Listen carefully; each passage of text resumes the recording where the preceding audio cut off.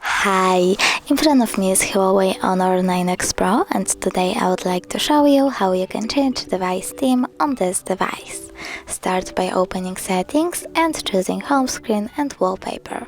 Now click on Themes and tap on Categories. Select Themes over here and tap on one of the options, for example Top 3.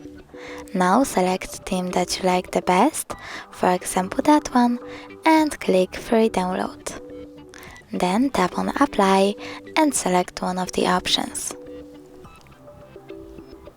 As you can see, theme of my device has changed. But if you want to go back into one of the system themes, go into the same settings,